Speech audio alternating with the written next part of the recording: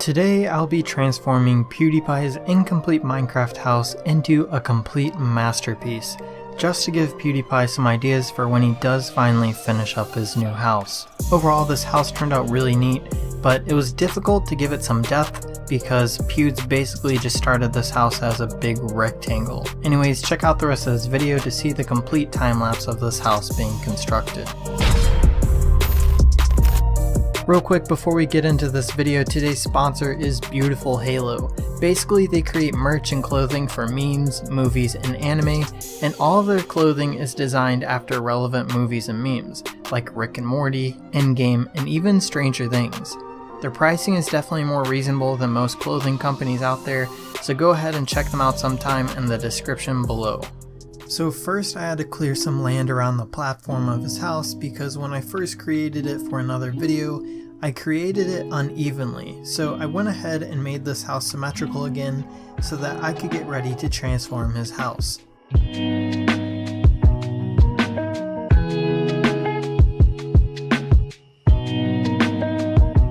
PewDiePie has just basically left his house as a shell, so I decided to go ahead and fill it in, keeping the style he was going for. So I built some side walls and back walls out of the same spruce logs, and I decided to split this massive house into two main wings.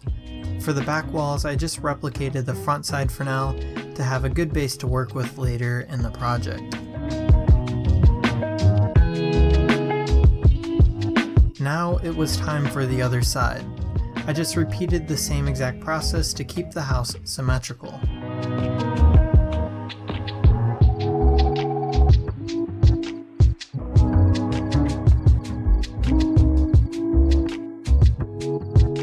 Next, I really wanted to create a big entrance, so I created a good size archway out of spruce logs right at the entrance.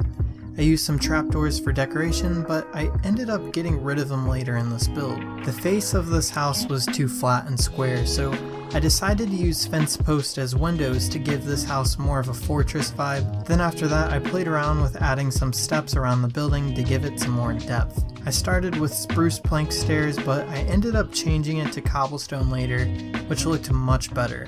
This helped the house not seem so woody and bland. Now it was time to repeat the process all over again on the other side of the house.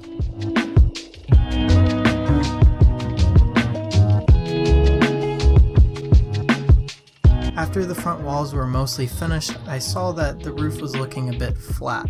So over all of the windows, I added a little diagonal roof to give it some more texture. I had to mess around with the overhang of the roofs for a while to get something that really fit the feeling of this house just right. And like I said, I went ahead and changed the look of the front archway to something a little nicer, and then finished the roof overhangs on the other side.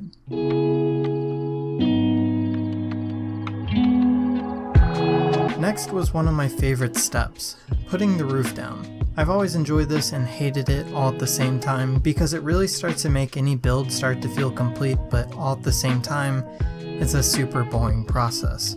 I then worked on the design of the side of the building. It basically just looks like the front but without the fence windows. Then it was time to put cobblestone on the beams on the top of our house. After that, I went ahead and just made the back walls look just like the main front walls.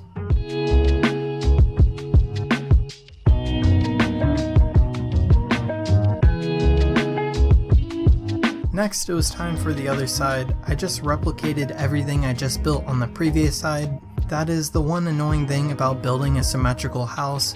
You don't really get a lot of variety when building it. Then I just finished up the roofing on this side with the cobblestone stairs and slabs.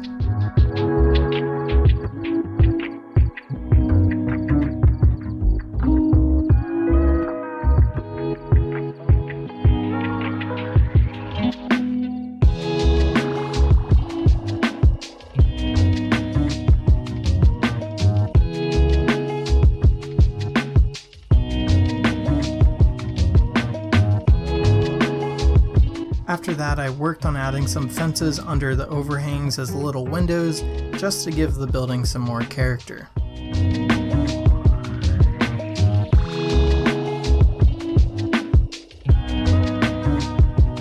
Now it was time to fix the foundation of this building. It was basically just floating on this side, so I went ahead and continued the wall design all the way around the structure and added a little porch.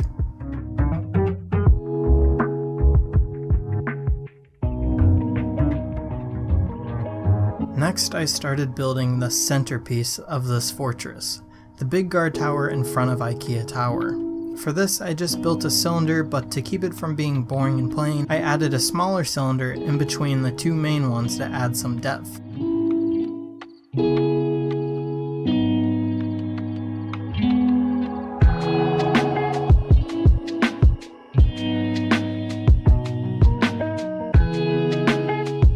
I was unsure how to go about roofing this thing, so I started with a diagonal roof and just started messing around until I found something that was not terrible looking. Again, I added more fence windows throughout the entire tower and then gave it more texture with some cobblestone stairs.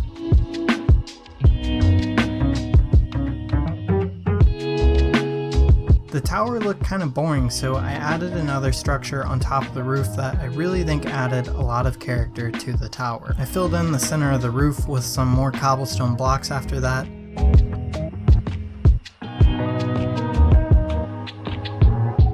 And then I connected the fortress to IKEA Tower and made it look like it was built straight into the building by adding trim lines with stairs.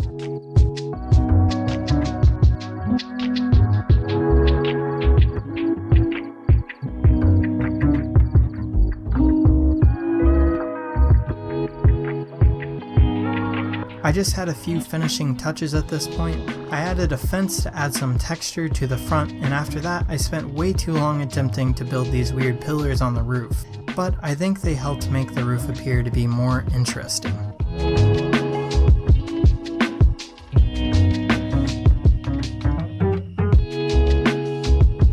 After that, I added some walls and doorways inside of the building, keeping the tree this was all built around.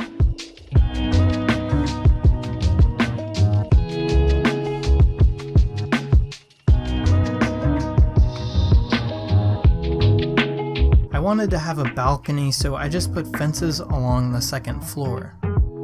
And then I just filled in the floor for the second story and added some stairs and lighting. I did not decorate the inside yet because I'll be doing that for the next video if you guys enjoyed this one. So here's PewDiePie's transformed house with a quick cinematic.